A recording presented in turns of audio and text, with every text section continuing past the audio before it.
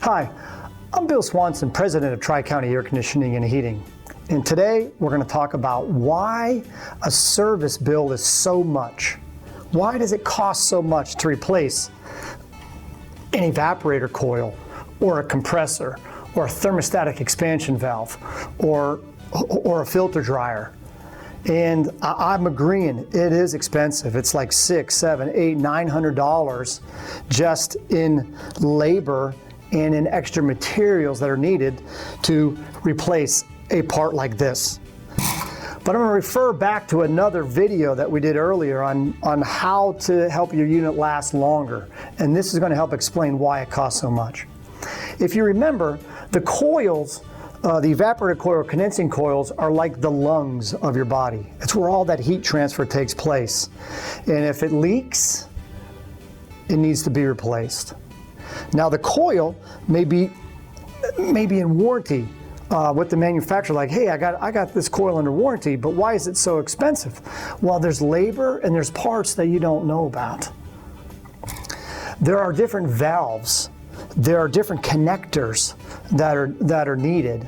But the biggest thing is just the amount of time that it takes. Let's just say the technician is at your house for 3 hours replacing that part. Well, it probably took another 3 hours to get that part to you and to get the part back to the office and then do the processing of the warranty that is needed. So when you see a technician at your house and it's taking them like 3 hours to do this, there's probably another 3 hours that is included in that repair that you don't see. Now what you do see is quite extensive. It's like you're replacing a lung. When you cut the body open and you like take the blood out, that's what we have to do. We have to go in and remove all the refrigerant. We have to cut out the lung, cut out the part. We have to weld in or solder in the part, and then we have to put the unit in a vacuum. We have to get all the moisture that was inside of your system. We have to remove that. And we want to make sure that all the moisture is removed, or else it's going to have other parts, other components fail.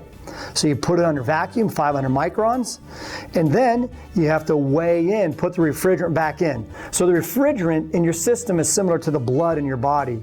You're dead without it. It doesn't work. So you have to put the new refrigerant back in. Most of the time, it's not included. The manufacturer's not giving us money for the refrigerant. So we have to put new refrigerant in, and there's expense there. There's filter dryer. There's filters that we put in that there's expense there. And of course, there's the oxygen and the acetylene and the sil floss that is not covered. What is covered?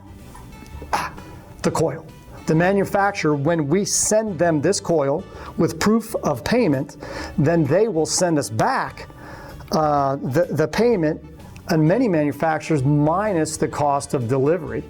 And that's not, they don't tell you that. But we get this coil. But it takes a lot.